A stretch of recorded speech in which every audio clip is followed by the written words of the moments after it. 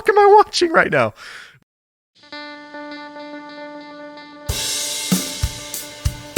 Hello, and welcome back to True Crime Guys Podcast. I'm Michael, and Andy's still here. I am never leaving. Well, that's why I taped you to the chair, actually. Well, it's not really good. It's industrial duct tape. I don't put it on his hands because he likes to talk with his hands. I gotta get a little aggravated. But from the knees down, duct tape to the chair. Yeah, I can't move my, there's a real sweat going on right here. Right. This is how I get him to work on Sandu Stories on time. Yeah, I got some serious swamp ass going. I'm gonna crack a window at some point. Speaking of, guys, I want you guys to check out our other show, Sandu Stories, whenever you get a chance, wherever you listen to podcasts. Episode 3 just came out March 7th. You're hearing this episode, well, if you're hearing on the day it came out, March 8th. But March 7th, Killer on the Net came out. It's always fun to be doing stuff in the future. Yeah, it is. It gets weird to be time traveling like this sometimes. We It gets time travel confusing. a lot in True Crime Guys now. But Andy, you want to use your trailer voice and tell us what this Killer on the Net episode is about? Let me get myself ready, Michael. Yeah, I can go ahead and get this going. Do it.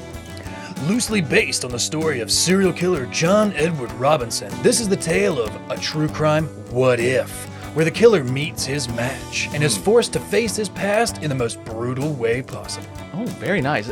If I'm not mistaken, this is the episode where you play the serial killer. Yeah, I you had to take multiple showers after. I had to do some some cleansing therapies after that. Had to Crystals, a some lot sage. of I had to sage sage. myself. I just shoved some sage in my ass and lit the other end. I was just smoking out the front. Right on. Well, either way, we got clean, and it's actually one of my favorite episodes. It really is. It's a creepy episode. It's intense. It's cinematic.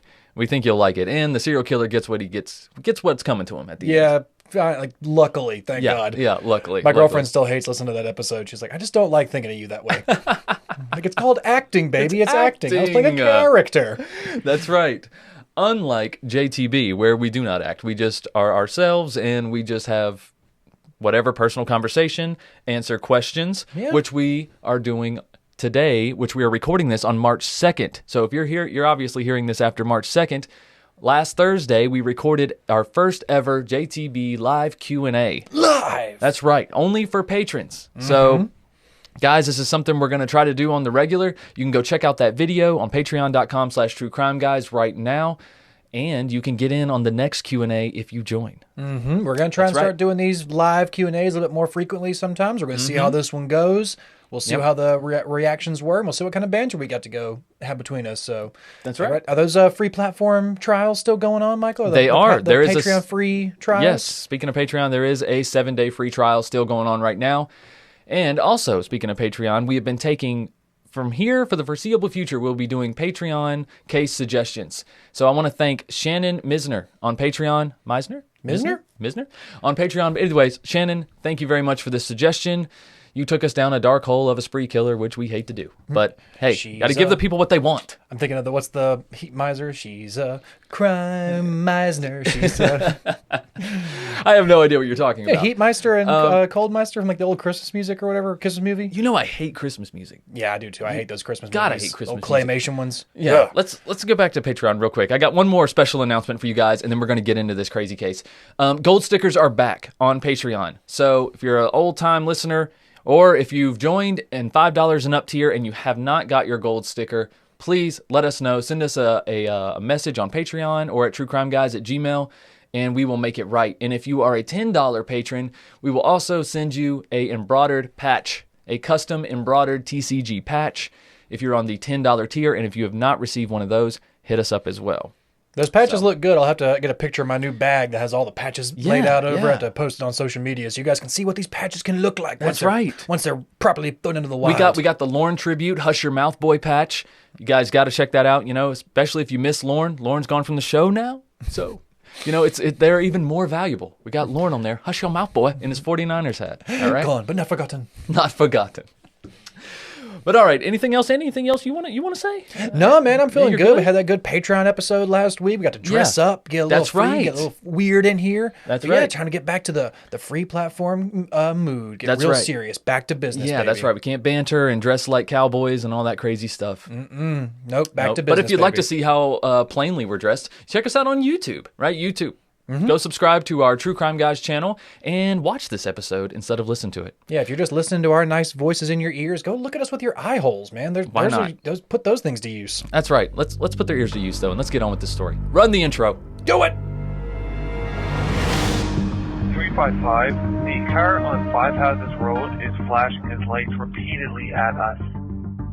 I would say just hunker in place, don't approach at this point, Ert's on scene. Right now, Bravo 1 copy. Hunker in place.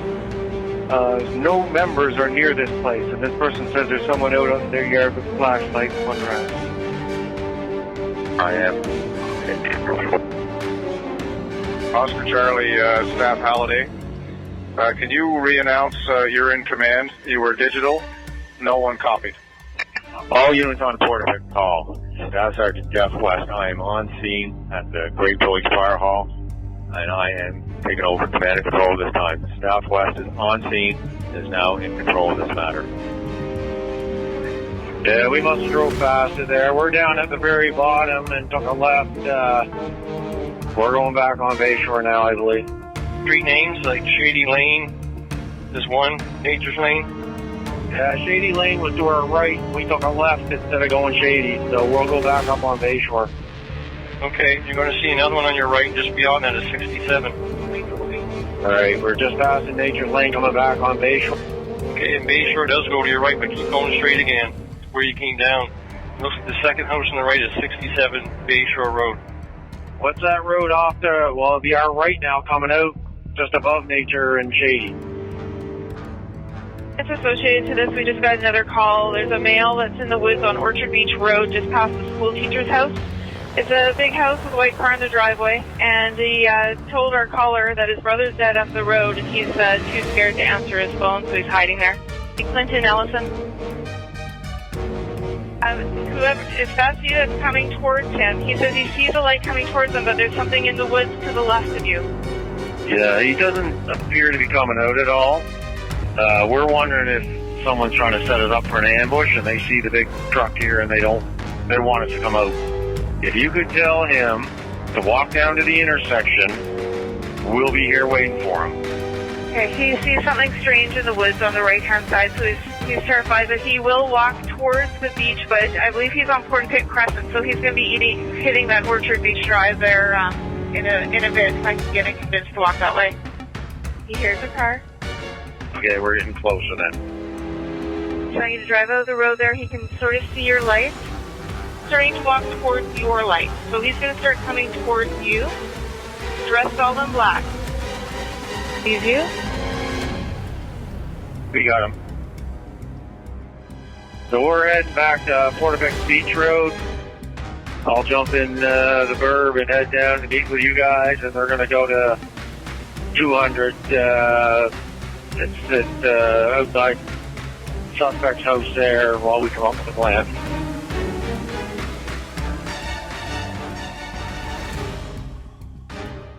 All right, so if you could not tell by that intro, we are doing Gabriel Wortman, the Nova Scotia mass shooter. Oh, yeah. The deadliest mass shooting in Nova Scotia's history, with 22 victims and 3 houses set ablaze. Ouch. Putting That's right. those pro numbers up there. Gotta get those. Gotta try and set records all the time. Yeah, let's not use the word pro, though. You You know those Canadians are always trying to set the records. They're always just trying to one-up everyone. Speaking of Canadians, I see you went with a Canadian shirt to Yeah, be found. I dressed myself before I got real into the episode, and Yeah. now I'm not exactly the most proud of this shirt, but we're good. You know what? I'm going to go ahead and... Letterkenny has nothing to do with this. To be fair. They have nothing to do with this, to be found. But nope, like we talked about, it's going to be Canada. We're going to have to do a lot of Canadian accents for this one because that's all Yeah. I've heard for the past few hours. Is just, I'm not good at Canadian accents because they're so subtle, you know? I can say things like about. yeah, well, know. I'll be sorry for you. I'll be sorry for you, Michael. be sorry about that. I'll be sorry for That's him, about guys. as far as my Canadian accent goes. That's all you really need to know. It's true. All right, so this story picks up in April of 2020. 420, actually. That's right, but it's not a good 420 If it was April celebration. 20th, like 2020, God damn Yeah, it. I know. But it's April 18th, 2020, and the RCMP, the Royal Canadian Mounted Police of Nova Scotia, But fun fact for you, Nova Scotia actually means New Scotland. Did you know that? Nice. New Scotland. Yeah, I had That's no like idea. New Scotland, but they just changed the accent to be sorry about it. Yeah. We're sorry you couldn't understand us before, Right. so we changed it to be a little bit easier on you. There you go. There you go. But the RCMP of Nova Scotia sent out a tweet, okay? A tweet that says the RCMP of Nova Scotia is responding to a firearms complaint in the Portapique area. Portapique Beach Road, Bay Shore Road, and Five Houses Road, they put in parentheses. Then it goes on to say the public is asked to avoid the area and stay in their homes with doors locked at this time. Okay, so very, very vague tweet, first off. Firearms complaint, that could mean a lot of shit. And let's just go ahead and say, let's remind everybody this is a tweet. A tweet. Yeah, put that in big bold letters. Tweet. Not everybody's on Twitter, Justin Trudeau. Yeah. Am I right? Not news broadcast. Let's just keep that in your back of your minds. Tweet. Not a news broadcast, not a radio transmission, not a alert sent to everyone's phone, but just a tweet on Twitter. Mm-hmm. So now this was the only place this announcement was made, like we just reiterated. So few residents who actually saw the tweet, they somewhat dismissed it because of the phrasing firearms complaint. Yeah, what does that mean? I don't know. Exactly. But it led residents to believe that it was an isolated thing either way. They figured that it was, at most, a domestic dispute. Yeah. Okay? So, but unfortunately, it wasn't. And by the time police arrived, there were 13 people dead, 3 houses on fire, and Gabriel Wortman was still on a warpath. Damn. So, God, it's quite a scene to walk into. That's quite the firearms complaint so far. that is quite the firearms complaint. So we need to go back and see what created this little warmonger, this little spawn of Satan, Gabriel Wortman. Oh, Let's see what turned him into this, okay? Angel Gabriel. Not, what was he the Angel angel of of death? war? Yeah, was he the angel of death? No, he was not. I think Gabriel's a messenger angel, if I'm not mistaken. Well, we're gonna shoot the messenger at this point. Yeah. I know they say don't shoot the messenger, but you kind of fucked it up for everybody else. Spoiler alert, Andy. No, I'm not saying that. I'm just saying, like, I know they say don't shoot the messenger, but you kind of deserve this one. Yeah. Whatever message he's sending, we don't want to hear it. No, we don't want to hear it. Close the door. Gabriel Wortman was born in Hamilton, Ontario, and raised in New Brunswick, Canada. Born on July 5th, 1968, he shares a birthday with Edie Falco, Carmela from The Sopranos. You got pretty familiar with that one. I knew you were gonna know that one. I had to put Carmela on there. Come on. Nurse Jackie herself. Seriously. Also, P.T. Barnum, Okay. all founder right. of the circus. I think so. Yeah, I think that's safe to say. founder of circus. Of a circus. He made circus. He was so circusy. Also, Huey Lewis, as in the news. Oh, just Huey Lewis, not the whole news. Though? Not the whole news, just Huey Lewis. They don't all share a birthday together. That would be incredible. You can't be in the band unless you're on his birthday. On this birthday, we don't care how good You're you not are. part of the news. They could have been a lot better, but they were limited to that July 5th birthday. So Exactly. But anyway, back to Gabriel Wortman. His parents were Paul and Evelyn Wortman, and it was said that Gabriel was mistreated by his father, who was a chronic petty thief. And it soon became clear that his parents didn't want or weren't ready for Gabriel because they left him with his grandparents, who really weren't much better, and moved to the States, Fitchburg, Michigan, to be exact. Fitchburg. That's right. Never heard of that place. And while they were in Fitchburg, Michigan, they actually had another child that they immediately gave up for adoption. Damn. Gabriel wouldn't be aware of this until he was 40 years old. Man, they had so a real what is just handoff. They just hot potato these kids, aren't they? That's what I'm saying. Like, what is wrong with you? Like, you don't believe in contraceptives? Like, you don't believe in condoms or something? Because you obviously don't want children. Yeah. Because I understand accidents happen, but most people then take the responsibility. But you did it twice? Yeah, like I say, these kids just falling where they ever just wherever the lands. Yeah, that's where maybe it stays. Gabriel discouraged them. Maybe he was just a bad kid. Yeah, they're like, I got a bad vibe about this one. Yeah. We shouldn't be responsible for the next one either. Right. So he's staying with his grandparents now, but the problem is Gabriel's grandfather was quite abusive as well because he raised his abusive dad. Okay. So much so that he drove one of his own sons to stab him in the chest. Boys will be boys. You know how. What are you going to do? I mean, You you know stabbed how- your dad once or twice, You know how Andy. fathers and sons get. I mean, it's just normal shit, really. Yeah, that's called a Sunday afternoon around here. But lucky for Gabriel, I guess, not so lucky for Gabriel, either way, he went back with his parents because they decided they wanted to be good. Good might be a little bit stretching it. Responsible, present parents. They wanted to be present parents again. They want to be there. So they went and picked up Gabriel and moved to the beautiful state of Arizona for a very short time because they were probably like, fuck, it's hot here. We are going back to Canada. Oh what my were we thinking? thinking? Oh my Christ, there's not a moose for any. I can't even see anywhere. There's not even a rink to play hockey around here. I brought my skates for nothing. I'm just hitting tumbleweeds with this stick. Slurpee melts when I come out the store around here. What is going on? But anyway, they moved back to Canada, New Brunswick, to be more precise. That's where, we mentioned that he was raised, and that's where he would spend the rest of his childhood. Now, Gabriel had a pretty rough childhood, as we already alluded to, but not only at home. He was bullied by classmates, often the target of jokes. He wasn't much for sports either. He actually preferred just riding his bike. He was actually very obsessed with his bike. And you'll see this as a pattern throughout his life. There's always something he's obsessed with.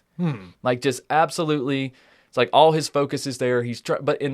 At this time of his life, I think the bike was because it was an escape. It was his way out. It was his way out. It was his way to ride around the neighborhood, get away from home. But he would spend hours working on his bike and riding it. This is like a mountain bike. We're talking BMX bike. Got some sweet pegs on there. I like to think it was like one of those Schwinn's with the banana seat, you know? You think it's a Schwinn? It's a Schwinn. I mean, he was born in 68. I just want to imagine how somebody got those. He's ripe age. He'd be ripe time period to driving a nice 70s model Schwinn. Oh, yeah. I'm trying to think. He's born in 69, right? 68. 68. So, yeah, he's growing up just right in the early 70s. Got those big handlebars up there. Yeah, with the basket on the front. Oh, yeah. Those bikes are badass still. Yeah. My kids still want one of those bikes, but now they're super expensive. It's crazy. Absolutely. Cruiser bikes now? It's crazy. But back to Wortman here. As a child, his uncle recalled that the Wortman home was quite dysfunctional, surprise, stating that Gabriel's father once handed him a .22 caliber pistol and told him, "Shoot me." His own father handed him a pistol and said, "Shoot me." Obviously, he didn't do it. Right, is this a trick? Obviously, Gabriel didn't do it, but his uncle did say that he spoke of plans to kill his family shortly after that little episode. Okay. That's just bad parenting, man. Just starting to sow some seeds there, I guess. Yeah, that's just bad parenting, man. It reminds me of that Rick and Jerry scene where on Rick and Morty, where Rick takes Jerry to that diner where no one can die. It's like in a force field. Yeah, the amusement park. The kids are running around shooting each other with actual guns, but they just keep coming back to life. Yes. Jerry's like, that's just bad parenting. That's just bad parenting. But also, when Gabriel was 2.5, his father Paul decided that Gabriel didn't need his favorite blanket anymore, so he set it ablaze in front of him and just burned it. I'll give you something to cry about. Right? 2.5? Man, you're not even making a point at that. That kid's going to most likely forget tomorrow, probably. That kid doesn't even know what a blanket is. I mean, 2.5? Yeah. He's just learned to walk, probably. I mean, no, not just learned to walk, but he's just getting around. No, he could be slow. His dad was just being an asshole, probably. But when he was younger than 10, his father made him kill the family dog. Oof. I like that. That's not cool. Whether the dog needed to be put down or not, that's even if it is necessary, I feel like that's a father's job, grandfather's job or something like that. You shouldn't make a child have to bear the weight of that, even an animal. And this isn't old Yeller anymore. This isn't the old prairie life. No. And we'll see this kind of surface in the Rampage as well, because he kills several dogs. Yeah, he had absolutely no qualms about killing animals. They were just existent and just obstacles to be removed. Yeah, they were just happened to be there. Exactly. And according to his uncles, he also had no respect for women and no respect for his father. Well, I can see why none of his father, but still. Yeah.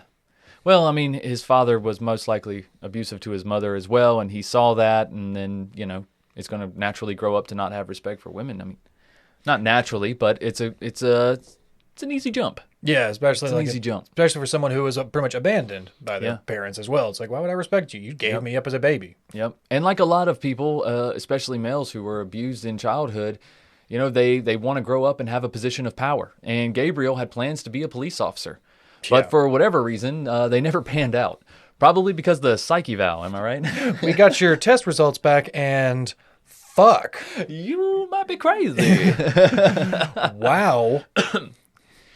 But anyway, regardless, he went on to attend New Brunswick University, where he had to be quite lonely because other students said that he didn't have a single friend in the dorm. Well, I mean, he could have just been rich into his studies, correct? Probably not. He was probably weird? Yeah, probably weird. Okay, just probably weird. Okay. But he would go on to graduate. I'm not sure what his major was. I couldn't exactly find that, but he would get a degree. I'm guessing something in the health field, since he quickly got a job as a mortician. and then eventually becoming a denturist. I guess he only liked working on the teeth. Yeah, he's just more of a, let's just make sure this smile looks real nice and pretty. You got to do the rest of the body. I'll get there. Hold on. Let's make sure these lips are all... You spent 5 hours on the teeth. You need to get it done, Gabriel. This guy had cavities. I'm just picking... But apparently the teeth shit worked out for him because he got rich as hell. He opened 2 denture clinics, one in Halifax and one in Dartmouth, and he also owned over $2 million in real estate and was happily married. He was married. Okay, yeah. Yeah, he was married. Everything was. Because sometime in 2001, Gabriel and his wife met another couple, one that consisted of Lisa Banfield and her husband. Now, this is crazy. So apparently, shortly after meeting, Gabriel and Lisa fell in love and decided to divorce their spouses and be together. Well, I hope it worked out for the other two as well. It's like, you guys just want to trade? Yeah, let's just trade permanently. Here, I get the papers. Let's just sign these over. You know, the other couple, if that did happen, the other couple would have to feel like the biggest winners in the world. Like, oh, yeah. Considering how this turned out. Especially, I mean, I wonder how her ex thinks about it. He's probably like, oh, well, you got what you wanted. Who's not so bad now? Right. Who doesn't pick up their underwear now? Who didn't take out the trash last week now? Well, either way, Gabriel and Lisa would be together for the next 20 years. So I guess they did have something. Yeah, still, that works. Yeah, and Gabriel still, after 20 years, referring to her as his girlfriend. I wonder what that's all about. I wonder if, like, maybe it took some of the excitement away to call her his wife, even though she was his common law wife, and even in Canada, they were recognized as spouses. Yeah, but he always referred to her as girlfriend. He just didn't want that. He just didn't want that legally binding document anymore. It's like, remember the last time how much paperwork we had to go through? Yeah. I don't want to do that again. No, absolutely not. I can find a new couple that wants to switch. Right. And if you're in a couple and someone doesn't want to commit in a way like that, it could be a red flag. Okay, it could be. I'm just saying, it could be. Terminology doesn't really matter. A piece of paper doesn't validate your relationship. No, but could be a red flag. But I'm going to get into some things that are definitely red flags, like big old shiny waving red flags of caution. Okay, just airport runway right here. Just airport runway. Look at me. That's right. Airport runway quality red flags right here. Like in 2001, for instance, when Wortman had assaulted a 15-year-old boy outside one of his denture clinics. The boy apparently used the term grill to describe a set of dentures, and Wortman lost it, dude. That's still a common term. So, you still call them grills? I mean, if you get a nice grill, yeah, that's what your teeth look like. That's still your grill, whether or not whether it's diamond plated, nickel plated. Yeah. It was just teeth. It's still your grill. I love that you're taking this serious because that did not happen. I totally made that up. Oh, actually, why did I treat me like that? I was defending this boy for You're like, grill? I mean, it was 2001. A lot of people called it grill. I mean, what's the big deal? Yeah, Lil Jon was popular. Actually, it was far worse than that. The boy was actually just standing at a nearby bus stop when Wortman stumbled out of his clinic, drunk, I might add, and started threatening the boy, telling him that he needed to leave, and then proceeds to punch him in the head.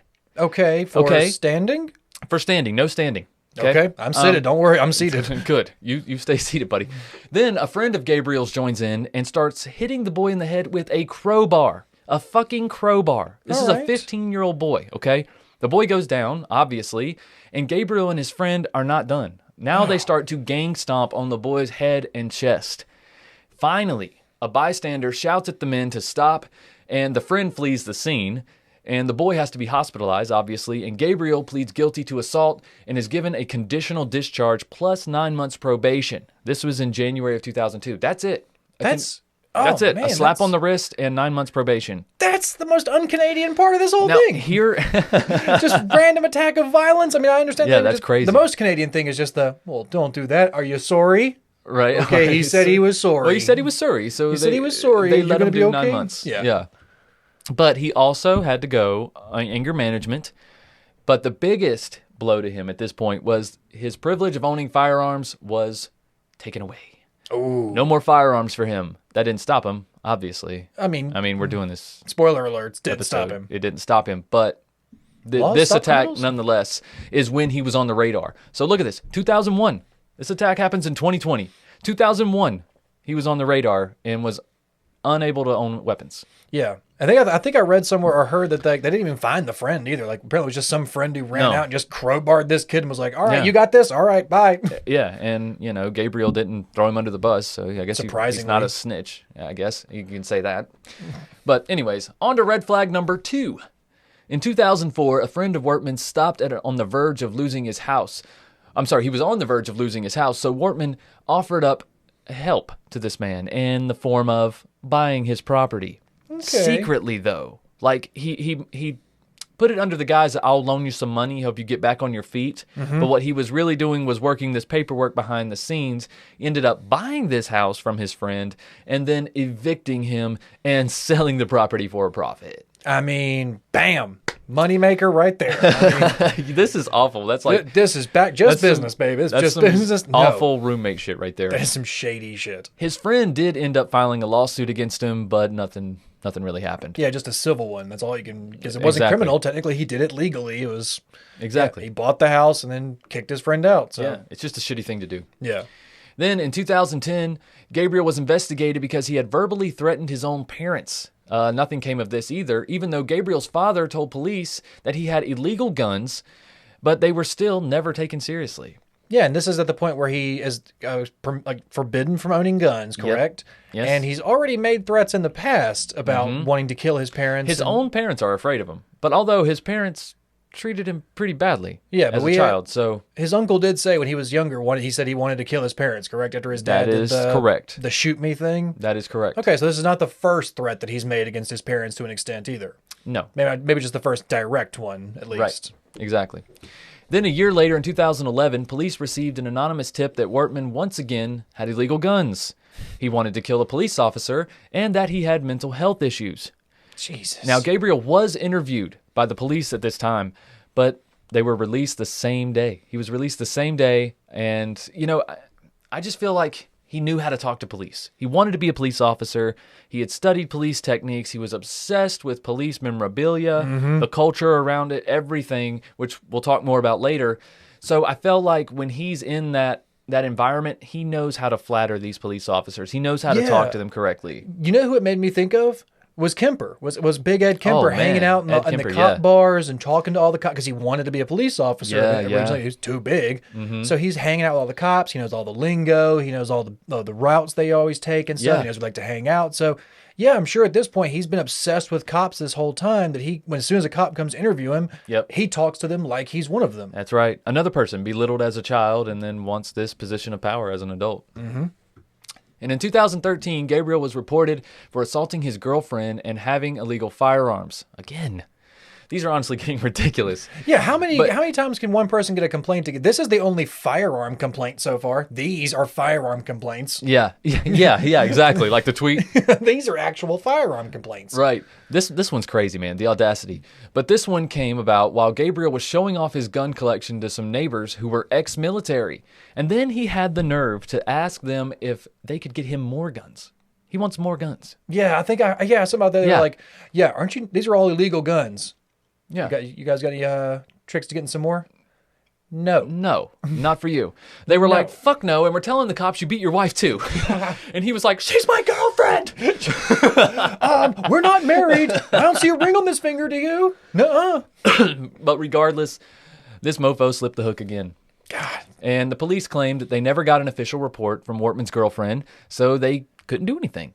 Okay, that's a very common thing sometimes with abusive situations where people on the outside can see that there is physical abuse, there's violence, or there's some kind of things going on, but the people that are involved, they're not ready to turn over yet. They're not ready to escape yet. So exactly, she may not have pressed charges. She may not have said anything at this point.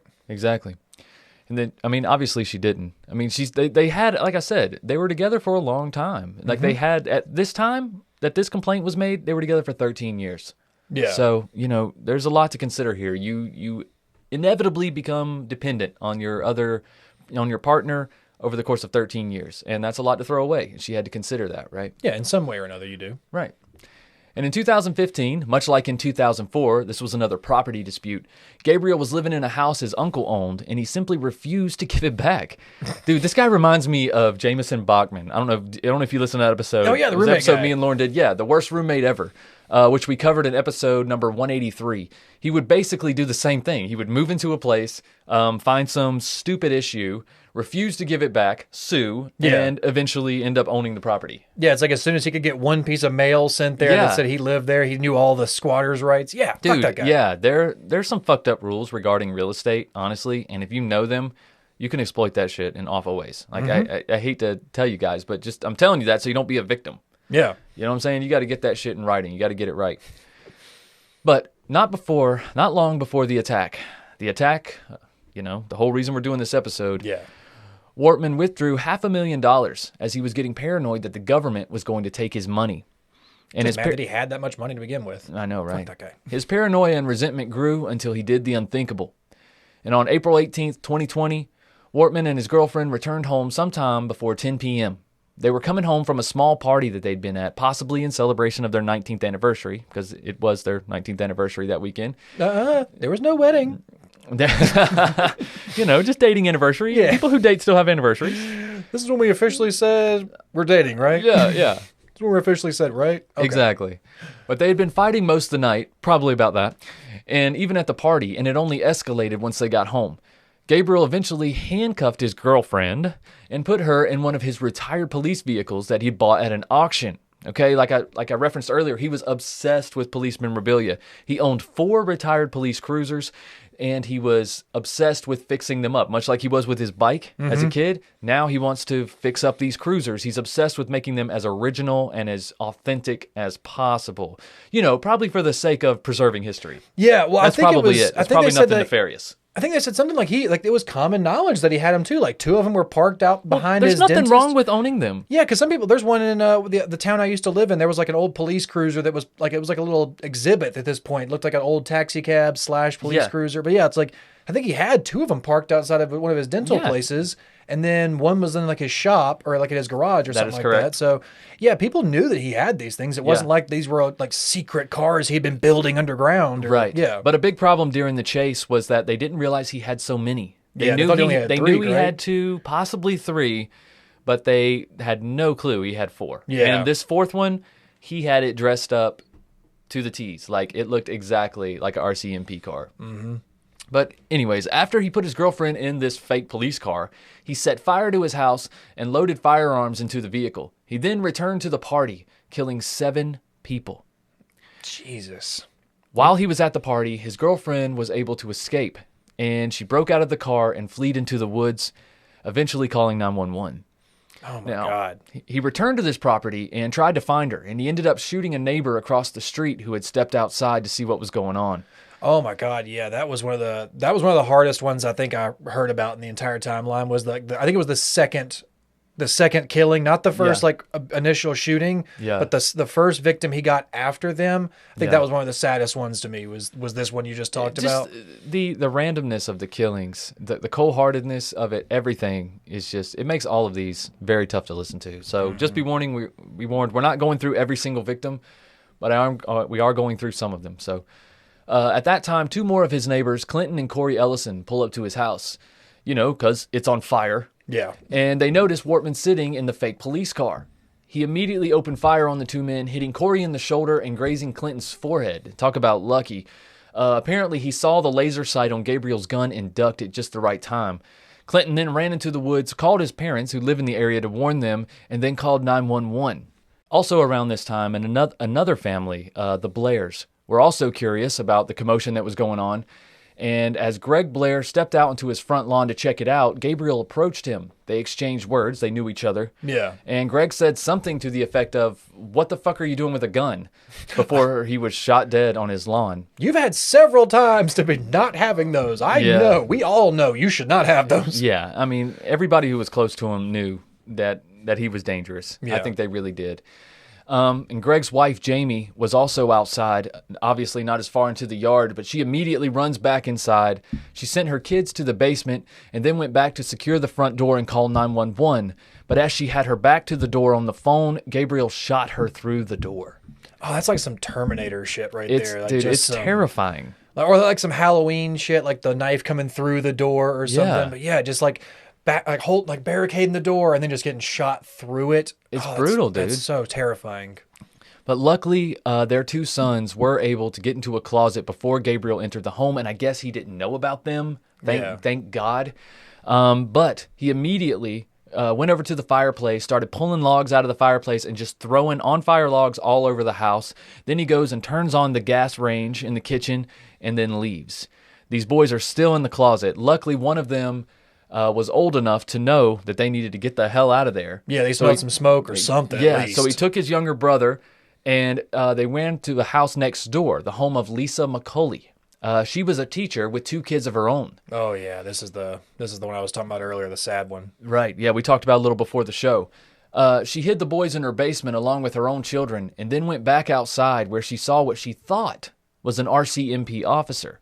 She flagged him down to ask him if they should evacuate, and the fake cop said nothing, because it was Gabriel Wortman. Yep. And he shot her dead upon arrival. But the children in the basement were unbeknownst to him. He had no idea. He did not enter this house. And thank God he never thought to, because it would take up to 2 hours before these kids were rescued from this basement.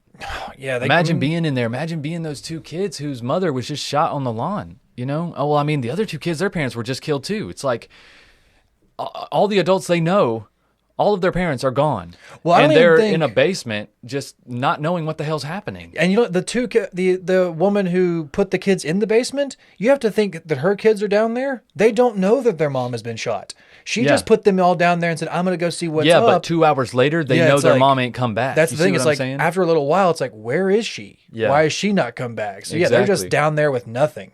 So that's just, it's so sad. And unfortunately, Gabriel wasn't done. He seemed to have a few more stops to make in this neighborhood, one of which was at the home of Aaron Tuck, a man that he had been fighting with. You see, Aaron had inherited his house and was in the process of fixing it up to be a family home. But Gabriel wanted to purchase his property because it was waterfront. Okay. So he made Aaron a stupid offer of $18,000. Aaron rightfully declined that bullshit, and Gabriel immediately turned aggressive towards him and tried to intimidate Aaron, according to neighbors who were on site that day. Jesus. Take my money or I'm going to punch you. Yeah. And I'm sure this was running through Gabriel's mind when he stormed into the Tuck's living room, killing Aaron, his girlfriend, Jolene Oliver, and their 17-year-old daughter, Emily Tuck, at point-blank range. Yeah, this man was nothing if not petty. Let's remember that. Yeah, a lot of these murders were planned. There were random people that were killed during this spree, but a lot of them, he was hunting them. Mm-hmm. It was around this time at 11:32 p.m. that the tweet that we referenced at the beginning of this episode was sent out. So all of this has happened before the tweet is sent out about a firearms complaint. And yes, I know it said stay in homes with doors locked, but it's only on Twitter. It's only on Twitter. And it's That's the biggest problem I have with it. A firearms complaint. That's literally that's so vague. Not everyone's on Twitter. Like, you guys don't have like the Amber Alert system? Like something where you can send out a text to everybody. I know Maple Alert. Yeah, whatever. Emergency alert system. Send it out to everyone's cell phone, like something, everyone in that area at least. You know, it's just, the warnings just were not there. And by the time police finally did arrive, Wortman had killed 13 people and set 3 houses on fire. Jesus. He was able to evade the police by driving out the back of the neighborhood through a blueberry field. Apparently, the police weren't aware of this way out or didn't think he would take it. They also weren't aware that he looked exactly like them at the time. He was wearing an RCMP uniform and driving one of his local retired police cruisers. He even added a police cruiser identification number onto the side of his car. Which was the big no-no thing. You can't tag them. You absolutely cannot do that. You can't tag them as an active car. That is the only thing they removed from the vehicles, really. I mean, aside from the lights and sirens and shit. Yeah. You know, but... yeah, you cannot put an official registration number on the side of your retired police cruiser. Yeah, and let's also not forget that he was able to escape so quickly too, is because they did not have any roadblocks set up at this point yet. They didn't. Well, not through the blueberry field. They did everywhere else coming out of that neighborhood. Yeah, but they didn't even know that this would even be an option for him to just drive out through a blueberry field. They were just like, that was an option? We can do that? Yeah. I didn't know these cars could do that. And they may not have known about it. Yeah, I didn't know these cars could do that. Yeah. Right. But either way, he spent the night behind a welding shop in Portapeak, and then drove to a house in Wentworth, arriving there around 6:30 a.m. where he immediately killed the 2 residents inside and their 2 dogs. 3 hours later, he set the house on fire, then killed another neighbor who had seen the fire and come out to help. Did you see anything about this this family right here? Because it was a weird thing that he was there for about 3 hours. Mm-hmm. Did you see why he seemed to have been there for so long? Because I saw one theory. Yeah. But there's not actually proof about it. But because I saw the daughter of that family being interviewed, and she didn't really have any idea. But I think one of the investigators had a theory. Did you get any of those? No, let's hear it. They said that the only reason he was at this house for so long, because everything else it was kind of just a stop and go, like either just a shot and then leave and then burn the house. He was here for so long, is because he actually knew these 2 people.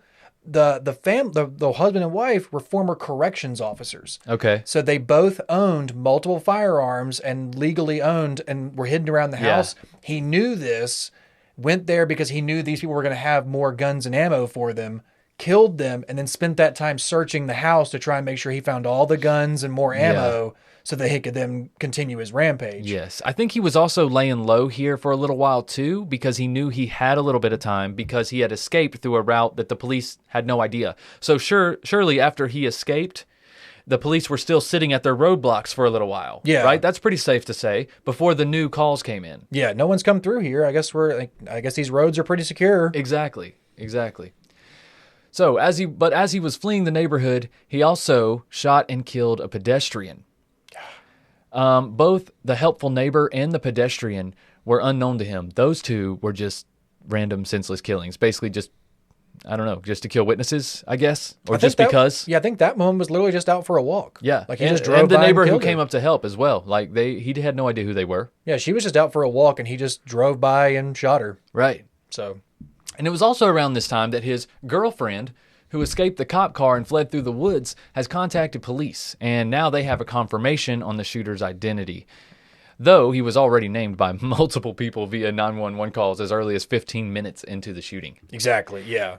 And this public announcement regarding his identity took place 8 hours after the attack began. Oh, God. And at 9:45 a.m., he arrived at another home and tried to gain entry by impersonating a police officer. He was in his fake uniform, obviously, but the occupants recognized him from a window and didn't come to the door. Some other people he knew as well.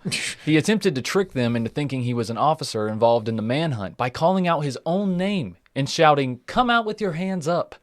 The occupants called the police, but he left before they arrived. I would have liked to have seen that interaction of just the neighbor being like, that'd be funny if they had a ring doorbell. "Gabriel, come out with your hands up. We can see you. We see you, Gabe. Just go home. Get out of here." Yeah, come to the ring doorbell. "We can see you, Gabe." We see you, Gabe. Leave, please. Puts his thumb over it. You're never getting your money back. Get out of here. just puts a thumb over it. Right. But before 10 a.m., the shooter performed 2 traffic stops on random cars, killing both occupants.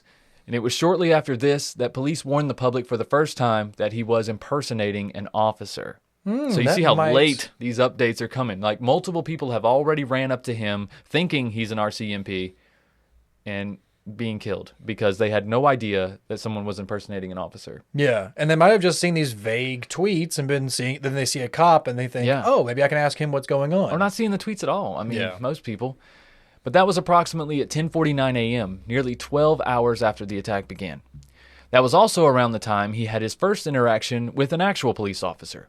Okay. He pulls up alongside an actual RCMP police cruiser and immediately opens fire on the driver, hitting him, but the officer survives. He then proceeds down the road where he rams another police cruiser head on. Now, the officer inside this cruiser is Heidi Stevenson, and her and Wortman exchange fire, and unfortunately, Wortman comes out victorious. He then took her gun, set fire to both police cruisers, and then, with a stroke of luck for him, I guess, a good Samaritan pulls up to help the 2 police officers who seemed to be in danger, right? He thought just got into a car accident. Exactly, only to be shot as Gabriel steals their Chevy Tracker. So I did hear one thing about the reason he pulled up alongside of it. You're thinking, like, why would a cop just let him pull up alongside of him? It's because the cop he pulled up alongside was actually supposed to be meeting another officer. Yeah. And so it's like the cop he pulls up alongside is supposed to be meeting the one who rams him. Right. So, like, he pulls up alongside. The cop sees it's not the girl he's expecting. Yep. He starts to shoot at him, and they think that she saw him do this. Yeah. And that maybe she rammed him. Like that he saw her, he tried to pull away, and she rammed his car to try and stop him.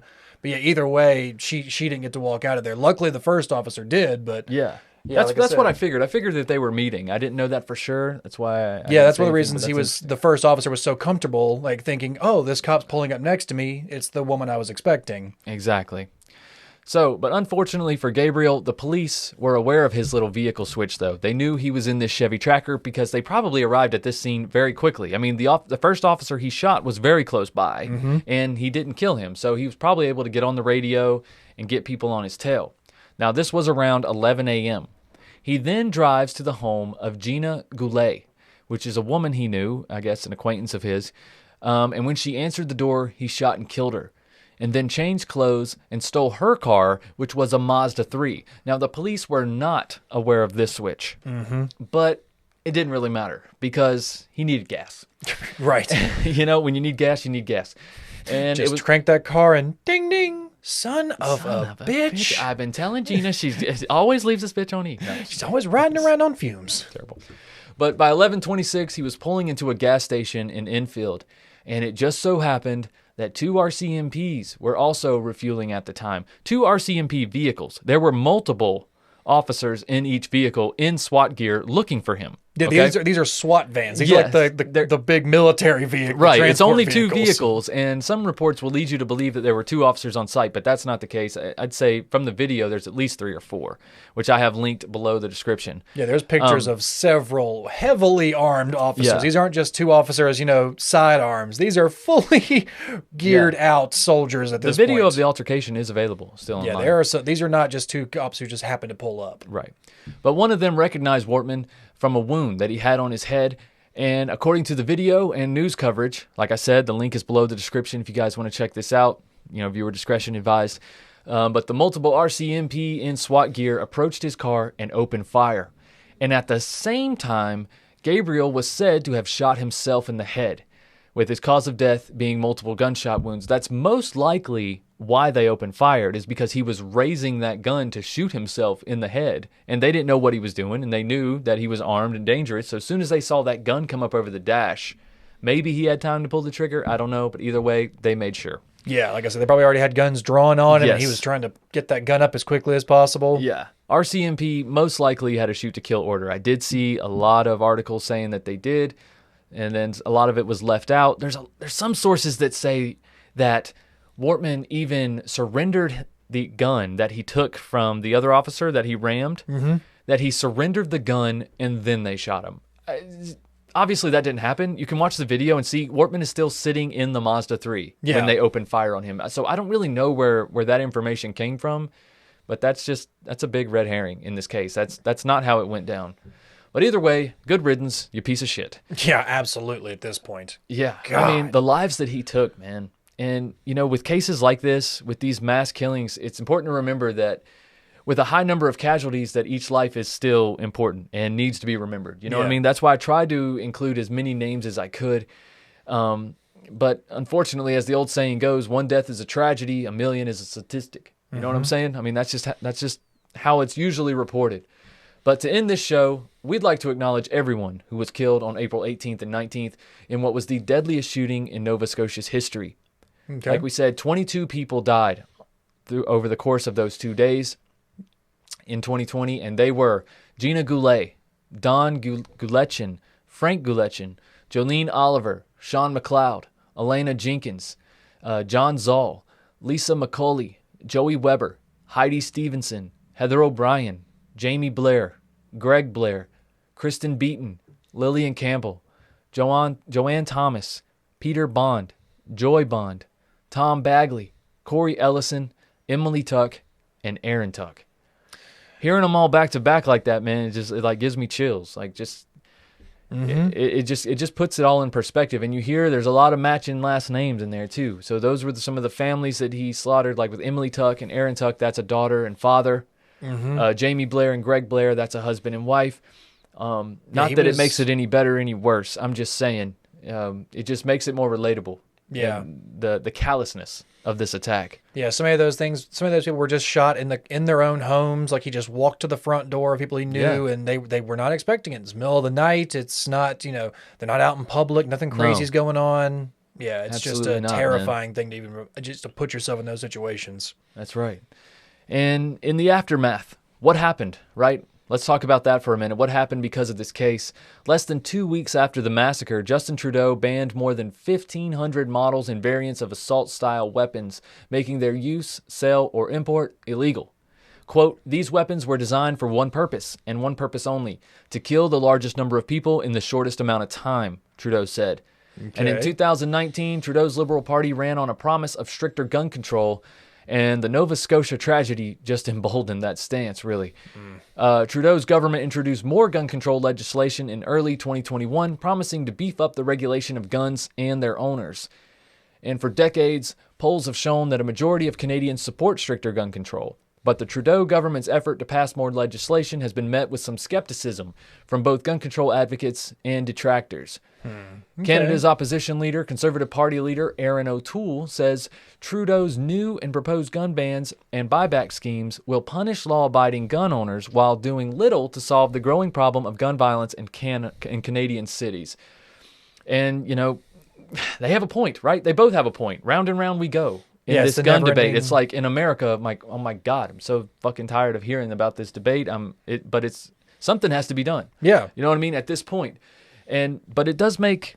Even the conservative leader, they make a great point in talking about how it's not doing anything. I mean, Gabriel Wortman himself was unable to have guns, was completely unallowed, wasn't even allowed to hold one. Mm-hmm. And you've seen what happened. Exactly. These people, these awful people who want to do these types of things, they're going to find a way to get these guns. Yeah, wasn't some of his guns were actually like left to him or like just given or left to him by a friend or something like that too, because he wasn't allowed to buy them. Well, listen, obviously he didn't have the best friends when one of them helps you almost beat to death a 15-year-old. Yeah, exactly. You know what I'm saying? Like he had the type of friends that were probably no stranger to getting in trouble with the law. And so, I'm just throwing this out there. I don't know for a fact. Maybe he had great friends. I don't know. But he didn't seem to have many when he was younger. And then as he got older, it seemed like they even said, like I heard some of his neighbors talking about that he was an eccentric guy. Like he was quick to anger sometimes. He was very quick to just threaten or show off his guns or show off his cop memorabilia. And there's a red flag sometimes. Like we've talked about, guys. There's always a healthy amount of interest to have in something, and then it becomes an obsession. There's a really interesting video, speaking of that I found on YouTube while I was researching this case, and it's by Dr. Grande. You guys, if you're in true crime and you've watched a lot of true crime videos, you may have seen his videos. He is a psychiatrist, and he breaks down these true crime cases, and then he doesn't diagnose the people, but he says what may be going on in their mind, obviously. Yeah, but it's called Gabriel Wortman Case Analysis. What are the characteristics of wannabe cops? I have linked the video below the description of this very episode. Guys, it is worth checking out. All of his information regarding the case is not exactly factual, but it's interesting to hear his characteristic breakdown and personality breakdown of Gabriel Wortman. Exactly. And you guys, you've seen this a lot in true crime. You really have. Mm-hmm.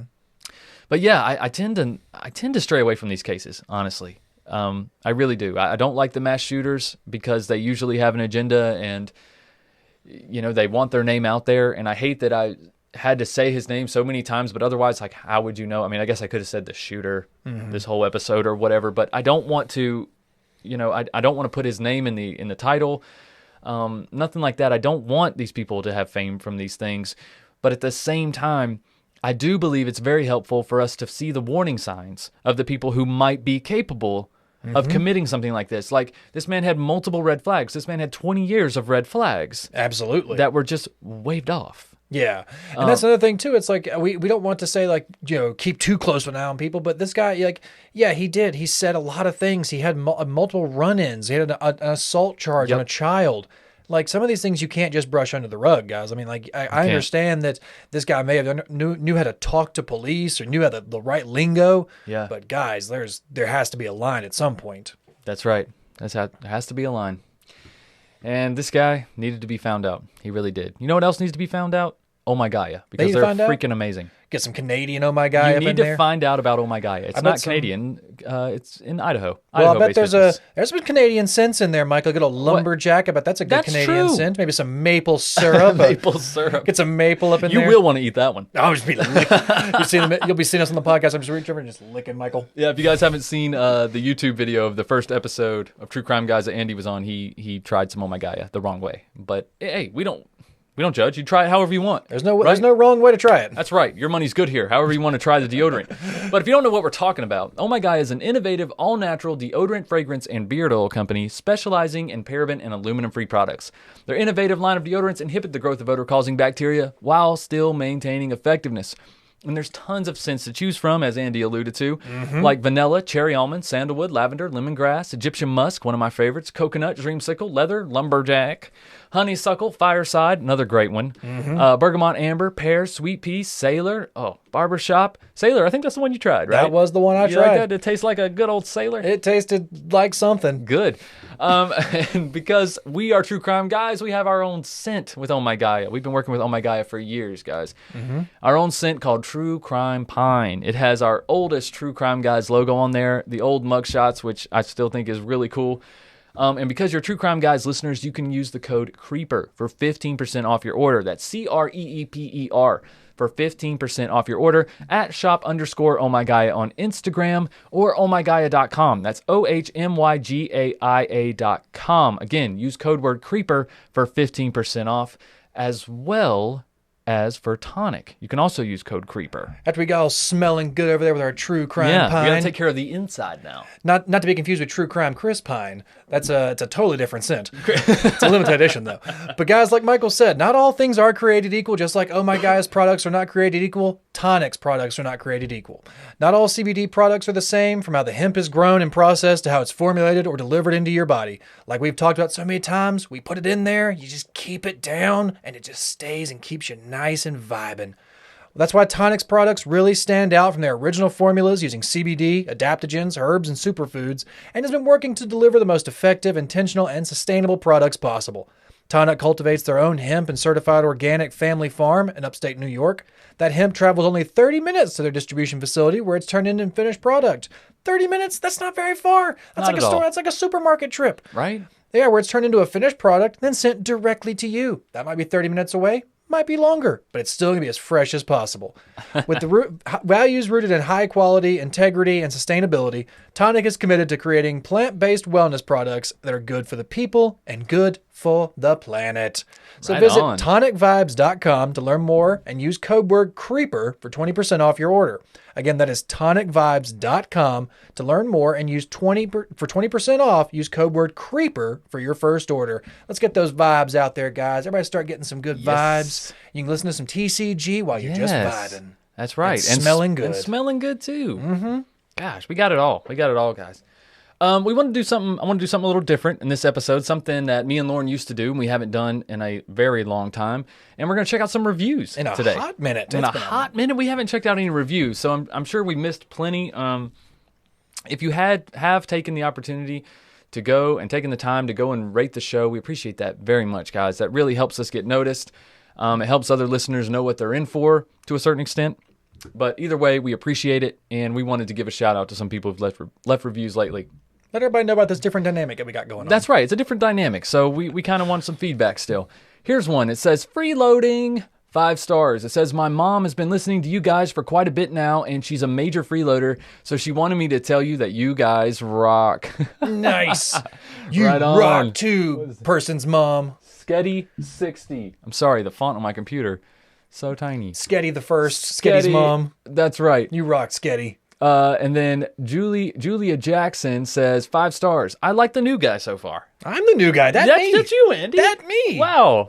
There you go. me. Well, good. Hold on to that one because you're going to need it. I'm going to keep these good feelings. Yeah, and you they're going keep to that continue good rolling. one. That's right. Nothing but uphill battles. That's We're all downhill from here, right? That's right. Here's Starbaby23 left a 5-star review. Says, this podcast is great. Lots of research is put into each case, both big and small, and they respect the victims. I found the podcast from Killer Queens in November, and I just joined Patreon so I can keep creeping. Right on. Thank you for joining Patreon, and thank you, Killer Queens, Thank you. for a shout out. Thanks, girls. Appreciate That's right. that. Now, we don't typically do this on the show. Actually, we never do this on the show, and that is give attention to bad reviews. You're about to reveal something behind this curtain? But we are going to do it because we're going to do it today. We're going to make an exception because this is Andy's first bad review. On the show. And I told him when on the show. Let's be clear. I've gotten plenty of bad reviews before. But on the show. And I told him, I always told him when you start, I'm like, if you're not getting bad reviews, enough people aren't listening. You know, bad reviews are a milestone. So Andy got one here from somebody who chose to pretty much be anonymous. It's like the letter M and a bunch of letters. So yeah, so that is what it is. But they says, please take your new friend off. 1 star. God. And it goes on to say, new friend is annoying when he keeps interrupting you when you're telling the story. But what if God damn it, Andy. I'm going to 1-star you myself. Especially when he was wrong about Lauren having her own hair in her hand, which was the most recent episode at the time. I think it was our first episode together. I think so, Matthew and Lauren Phelps. Yeah, the killer, cough syrup killer. It says he doesn't acknowledge he's wrong. He just changed the subject and tries to move on. I would gladly just give you a 5-star review. I would give you a 5-star review too. I would appreciate that. But this is a conversational style podcast. It is Andy's job to interrupt me. To an extent. I would say to an extent, like too much. I'll let him know.